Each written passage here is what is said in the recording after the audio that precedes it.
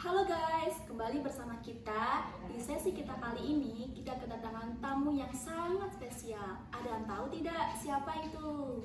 Nah, sesi kali ini kita itu kedatangan tamu yaitu beliau ini salah satu orang yang sangat super aktif dalam berbagai organisasi, terutama organisasi yang ada di prodi kita, yaitu prodi Sastra Inggris.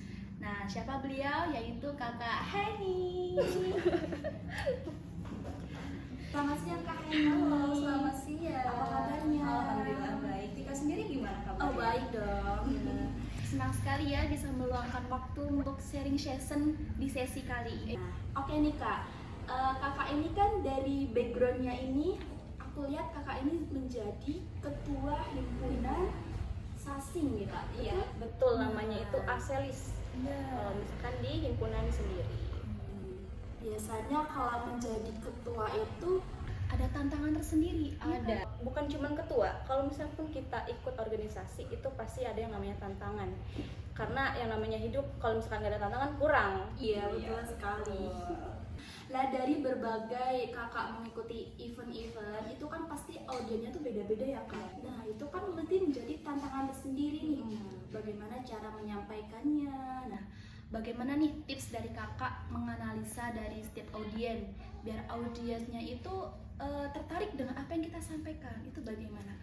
Mungkin ini berdasarkan pengalaman sendiri itu kita kan di organisasi itu jelas yang pertama kepada mahasiswa, terus juga ada kepada dosen. Jadi kita saya sendiri tuh di podium misalkan lagi sambutan dan lain-lain, ya tantangannya itu pertama nervous, kurang percaya diri. Nah itu mungkin kalau untuk bagaimana cara menghadapi tantangan itu, yang pertama ada doanya, juga cara mengatur rasa nervous ataupun biasanya aku ada punya teknik tuh tarik nafas yang tenang dulu, diem dulu. Kalau misalkan lagi gugup, nervous kayak gini sekarang sebenarnya aku nervous teman-teman, cuman balik lagi kalau misalkan pembawaan dari kakaknya fun, jadi aku juga ikut fun gitu.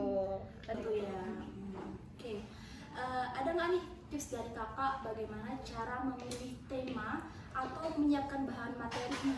Nah kalau untuk tema sendiri berdasarkan pengalaman lagi itu ada setiap program kerja, jadi itu kami tuh ada program kerja sendiri dan masing-masing program kerja itu ada temanya masing-masing. Nah dari situ nanti dari yang pribadi itu bakal ngeriset tema dan juga apa yang mau sampaikan di podium. Nah, ketika sudah sampai di panggung atau di atas podium ini, pasti kakak punya metode atau teknik tersendiri cara menyampaikan. Apakah kakak ini tipenya langsung storytelling, apa langsung lihat-lihat narasumber, apa gimana nih?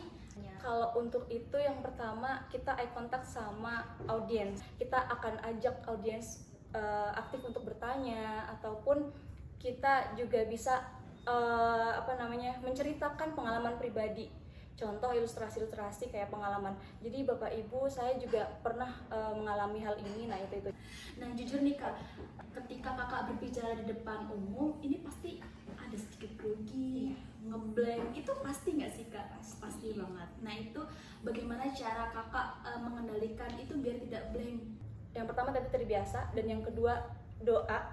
Terus ada pengaturan nafas.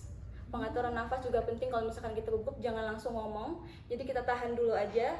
Kalau misalkan udah sekiranya udah tenang, kita baru ngomong lagi gitu. Nah, selain tampil di mimbar kampus atau di event-eventnya, biasanya kakak ini mengasah skill public speakingnya itu lewat platform apa Kak? Kalau untuk itu biasanya sih lewat platform sosial media, tentunya di Instagram. Terus juga aktif kalau misalkan kita lihat-lihat di Instagram tuh ada ikut duta-duta, terus abis itu ada event-event ajang-ajang yang kecantikan gitu-gitu. Itu juga bisa melatih public speaking gitu.